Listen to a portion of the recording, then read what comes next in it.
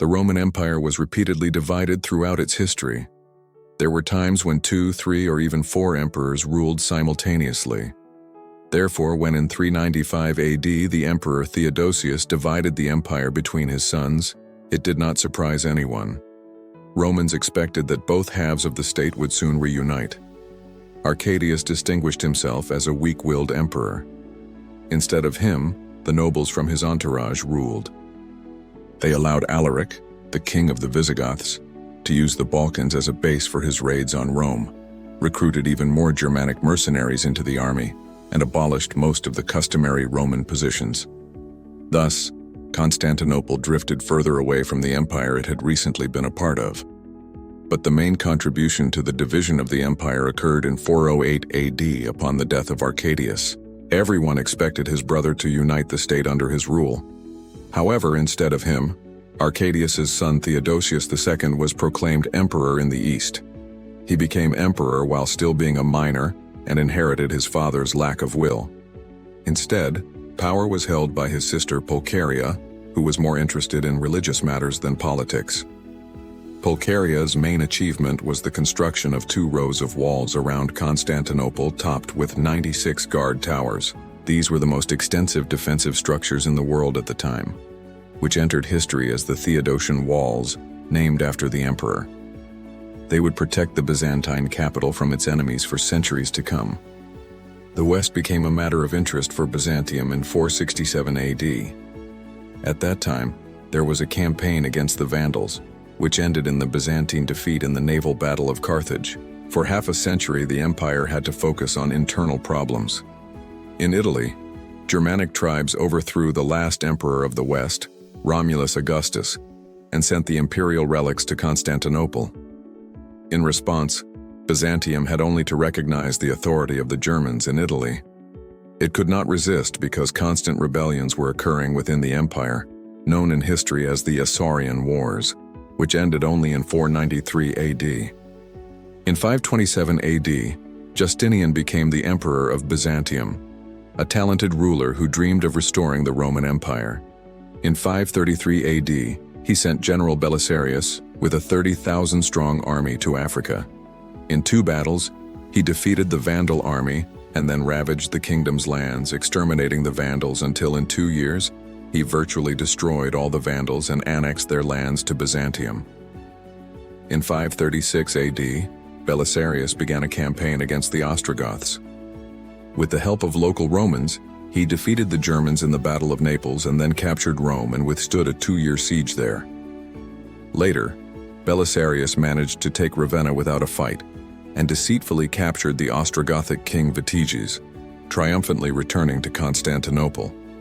However, in 542 AD, the Ostrogoths under the command of Totila rebelled and, using guerrilla tactics, recaptured northern Italy. Belisarius had to return. This time, he had to lead the troops jointly with Narses, a eunuch and talented diplomat. They constantly quarreled because Belisarius did not consider Narses his equal. In response, Narses plotted intrigues against Belisarius. Eventually, Narses persuaded the emperor that Belisarius planned to seize the throne, and then Justinian decided to remove the popular general. He suspended the supply of the army to Italy. The situation became so catastrophic that Belisarius's wife bought food for her husband's army at her own expense, and Byzantine soldiers in Italy resorted to robbery to feed themselves. As a result, the war with the Ostrogoths dragged on. In 549 AD, Totila briefly captured Rome. The people of Italy no longer understood who was protecting them and who was conquering them, so they gladly supported the Ostrogoths and joined their army. Eventually, using Belisarius's failures as a pretext, Justinian recalled his general and stripped him of all his positions. Later, a legend emerged that he blinded him. Mockingly, Narses took over the military command in Italy. Using diplomacy and bribery, he managed to defeat the Ostrogoths in the Battle of Taganai, and later repelled the invasion of the Franks into Italy, who hoped to easily capture the war-weakened country. After that, Narses settled in Naples, governed Italy, and unsuccessfully tried to defeat the remnants of the Ostrogothic army. In 568 AD, Justinian's nephew relieved Narses of all positions. According to legend, the emperor mockingly offered him the position of supervisor of weavers. Then Narses replied that he would find a spindle that the emperor would never be able to unravel, and invited the Lombards to Italy to help defeat the Ostrogoths. The Lombards not only successfully defeated their opponents but also settled in the new lands, and soon the Lombard kingdom arose here, and Byzantium lost Italy. The years of Justinian's rule were the peak of the empire's power. However, under Justin II, the empire began its long decline. This was largely contributed to by the epidemic of the Justinian plague, which claimed a quarter of the state population, with some provinces being completely devastated. Internal political conflicts also dealt a significant blow. It was during this time that the four factions of the Hippodrome finally formed, which would influence the emperor's policy for a long time. Rebellions in Constantinople became a common phenomenon. The army during these years became largely mercenary and consisted mainly of foreigners. Under Belisarius, a famous band of Hun's mercenaries gained renown, playing a key role in the defeat of the Vandals, and Narses' guard in Italy was entirely composed of Gepid mercenaries. In the east, to combat Persia, the Byzantines gladly hired contingents of desert nomads, the Arabs. Greek culture predominated in the empire already under Justinian. The Greek language flooded the emperor's palace, and Emperor Heraclius made Greek the state language. Thus the emperor became a basileus, the prefectures became exarchates, and the legions became tagmata and themes. Even the self-designation of the inhabitants changed. They were now called Romaioi, as the Greeks called the Romans. In 611 AD, under the pretext of not recognizing the new emperor Heraclius, Persia declared another war. Using a more mobile cavalry, the Persians quickly captured Syria and plundered it. From there they invaded Palestine, where after a brief siege they captured Jerusalem, perpetrated a bloody massacre, and stole Christian relics. After that, the Persians crossed all of Asia Minor and captured Chalcedon. Later they also looted Egypt, the empire's granary, and famine began in the capital. It seemed that the empire was on the brink of collapse. Then Heraclius assembled a new army, the funds for which he took from the sale of church relics. In 622 AD, he set out with 50,000 soldiers to the Caucasus, where he persuaded the Armenians to join his side and recaptured Asia Minor. In response, the Persians gathered new armies and, bypassing Heraclius's army, besieged Constantinople. Meanwhile, their allies, the Avars, approached from the west, joining the siege of the city. The defense of the city was led by Patriarch Sergius. He repelled all attempts to storm and land in the city from the sea, and 2 months later the opponents were forced to retreat from the walls of Constantinople. The victory was dedicated to the Virgin Mary, whose icon the Patriarch placed on the walls where the battles raged. Already the next year, Heraclius defeated the Persian army in the Battle of Nineveh, and with his army approached their capital. The Persians asked for peace and returned the captured lands and stolen holy relics, and the emperor returned triumphantly. The following year, the Arab allies of Byzantium suffered their first raid by Muslim Arabs. The next year, the Muslim Arabs invaded Byzantine territory and approached Gaza. Byzantium eventually intervened in these wars, but the army sent by Heraclius suffered defeat in the battle on the Yarmouk River. By 640 AD, the Arabs had conquered the Levant, after which they invaded Egypt, where they captured Alexandria in 641 AD.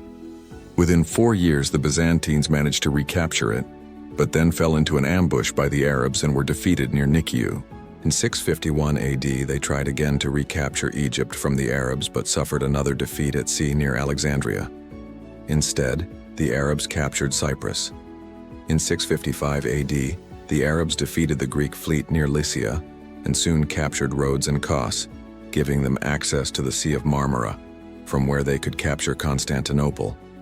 But the Byzantines already had a secret weapon ready, a mixture based on oil, sulfur, quicklime, and other additives, the list and proportions of which are still unknown to us. This entered history as Greek fire. With its help, the Byzantines burned the Arab fleet in 678 AD and regained control of the Sea of Marmara. This allowed for peace to be concluded. At the same time, Taking advantage of the fact that the empire was preoccupied with war with the Arabs, the Bulgarians settled on the Danube. In 692 AD, a new war with the Caliphate began for Byzantium. Its onset was marked by a catastrophic defeat. 30,000 mercenaries, including Slavs whom the Byzantines forcibly conscripted into the army, were bribed by the Arabs, and the Slavs switched sides in the midst of the battle. The following year, Carthage in Africa was besieged. In 698 AD, the Arabs defeated the Byzantines in the Battle of Utica. Africa was lost to Byzantium forever. That same year, the Georgian Lazica in the Caucasus seceded from the empire, using the empire's weakening as an opportunity to gain independence. In 716 AD, the Arabs organized a new campaign against Byzantium. After passing through Asia Minor, they landed their troops in Thrace the following year and besieged Constantinople. The siege lasted for over a year, and famine began in the city.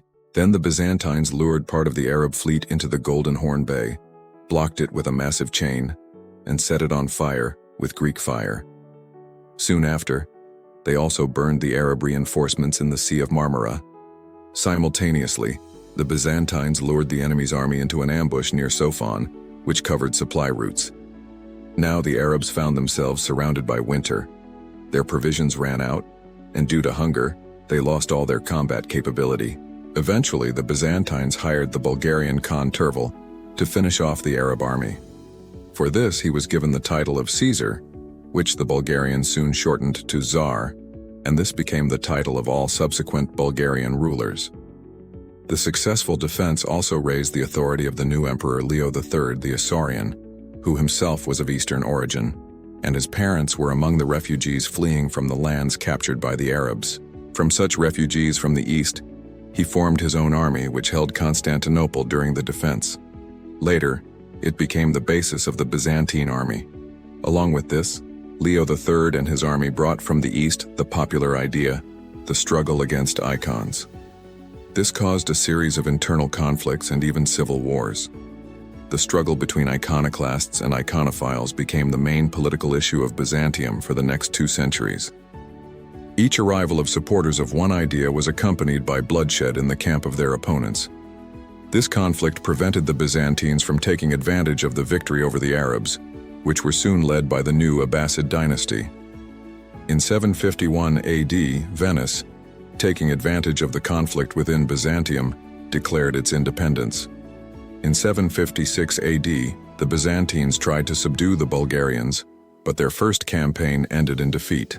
Then Emperor Constantine the Fracurt Copronymus organized 8 more campaigns into Bulgaria.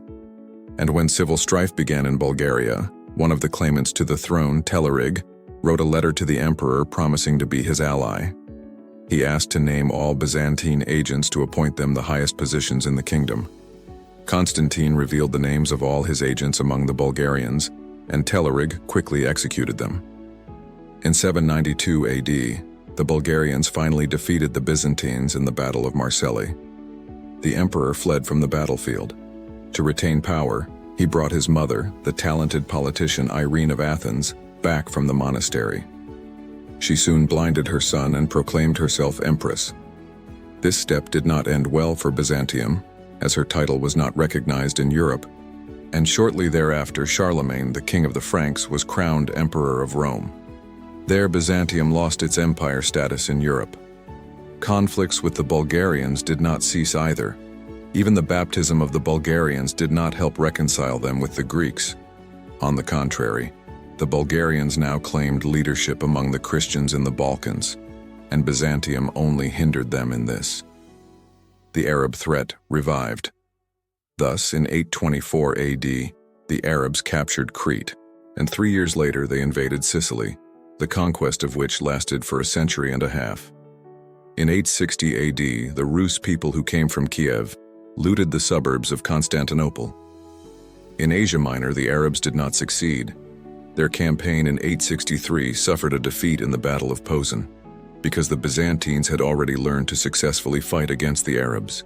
The subsequent successes of Byzantium were closely linked to the Macedonian dynasty, which rose to power due to recent victories. In 880, the Byzantines captured southern Italy. In 944, they destroyed the fleet of Kievan Rus at the mouth of the Dnieper, and in 961 they regained the islands of Crete and Cyprus. In 965 they recaptured Cilicia. In 969 the talented military leader of Armenian descent John Tzimiskes became emperor. In Bulgaria he defeated the army of Kievan Rus at Dorostelon, which was trying to capture Bulgaria. Moreover, he hired Turkic Oghuz mercenaries, also known as Pechenegs, to defeat the retreating Rus. In 975 he captured Antioch and regained Syria for Byzantium. Only the unexpected death of the emperor in 976 prevented the Byzantines from capturing Jerusalem. In 1018, Emperor Basildecht finally did what the Byzantines had been unable to do for over 2 centuries. He subdued the Bulgarians. The emperor cruelly dealt with Bulgarian soldiers, ordering all prisoners of war in this war to be blinded. Chroniclers called him Bulgar Slayer for this. Soon after, Basil II also captured some territories of the Georgian kingdom in the Western Caucasus. Byzantium once again reached the peak of its power. Its new policy was to form alliances with the enemies of its enemies and achieve victory through joint efforts. The army grew in number mainly due to mercenaries. It was then that the most famous unit in Byzantine history emerged: the Varangian Guard, a unit of Vikings who, among other things, became the personal bodyguard of the emperor. However, Byzantium soon faced new enemies. At the beginning of the 11th century, the migration of the Seljuk Turks from Central Asia to the Middle East began. Being experienced horseback warriors, they easily captured several Persian emirates, where they adopted Islam under Arab influence, and soon the Seljuks extended their rule over the Abbasid Caliphate and used the new lands as a base for attacks on Byzantium. In 1071, the Seljuks dealt a catastrophic defeat to the Byzantines in the Battle of Manzikert, and Byzantine Emperor Romanos IV Diogenes fell into captivity. After this, a new state emerged in Asia Minor, the Sultanate of Rum. For a time, the Turks even captured Nicaea, which became the capital of the Sultanate. To save themselves from the Seljuks, the Byzantine emperor called on the Pope to organize assistance from Europe. This provoked the Crusades, providing them with an official pretext. And although during the First Crusade Byzantium regained Nicaea and the Crusaders captured Jerusalem, this adventure did not end well for Byzantium. They were unable to reclaim most of the lands in Asia Minor. Moreover, because the Byzantines did not allow the Crusaders to plunder Nicaea and did not come to their aid in the siege of Damascus, a rift occurred among the allies. Instead of reclaiming the lost lands for Byzantium, the Crusaders established their own kingdom of Jerusalem in Palestine. In 1185, the Bulgarians revolted. They were led by the Asen brothers. According to legend, they initially tried to enlist in the Byzantine army. But the emperor only laughed at this and struck the elder brother Theodore in the face. The Asens returned to Bulgaria and, gathering those dissatisfied with Byzantine rule, created their own army, which drove the Greeks out of the Balkans. The Byzantines organized 3 campaigns against the rebellious Bulgarians, but all ended in defeat.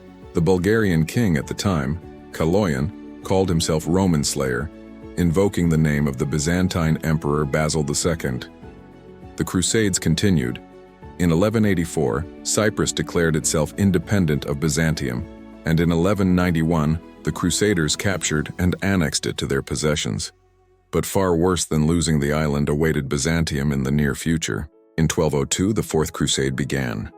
To finance the war, the Crusaders looted the city of Zara, and afterwards they were hired by Alexios Angelos, who claimed the Byzantine throne. With the help of 30,000 Crusaders, he captured Constantinople in 1203 and became Emperor Alexios IV. His rule relied entirely on the Crusaders. This was the reason for the coup the following year. Neither Alexios IV nor Alexios V fulfilled their promises to the Crusaders. Then the Knights, with the help of the Venetian fleet, again captured and looted Constantinople. The Byzantine emperor tried to flee, but fell into the hands of the Crusaders and was killed by them. In place of the Byzantine Empire, several states emerged. The Latin Empire, created and ruled by the Crusaders. The Empire of Trebizond, created by the younger branch of the Komnenos imperial family.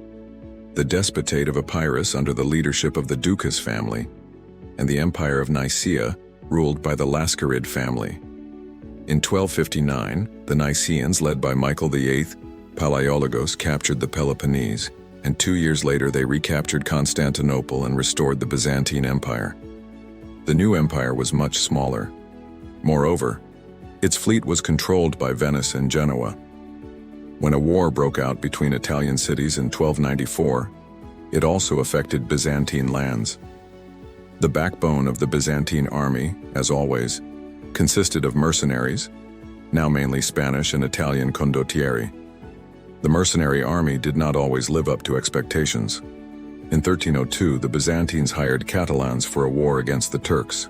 Instead, the mercenaries plundered Byzantine lands for 10 years, eventually capturing Athens, where they established their own state. Meanwhile, the Sultanate of Rum collapsed, and its various emirates competed for land. The most successful was the Ottoman Emirate. By 1337, the Ottomans had conquered the western part of Asia Minor, and in 1354, they landed on the western coast of the Sea of Marmara. In 1361, the Ottomans defeated the Byzantines at Adrianople, which soon became the Turkish city of Edirne. Byzantium found itself completely surrounded by the Ottomans. Now they were defended only by the strong walls of Constantinople, and they withstood the siege by the Turks in 1397, and then another one in 1423. In Byzantium itself, the idea of an alliance with the West against the Turks spread, but the residents of the capital, remembering 1204, threatened to rebel, forcing the emperor to abandon this idea. In 1439, the slogan of the Byzantines then became the words of Lucas Notaras, one of the ministers and advisors to the emperor. "I would rather see the Turkish turban in the city than the Latin mitre." In 1446, Byzantium lost the Peloponnese, which was captured by the Ottomans, and in 1453, the Turks again besieged Constantinople. After a prolonged siege, the city fell under numerous assaults. The presence of artillery, a new technology in warfare, played a significant role in this. No less important was the military talent of Sultan Mehmed II, who used the fleet to successfully transport troops to the unprepared sides of the city. Historians usually end the history of the Byzantine Empire here, although some of its fragments existed until the end of the 15th century, and on the fragments of the once glorious empire with its capital in captured Constantinople, a new state emerged which soon would astonish the world: the Ottoman Empire.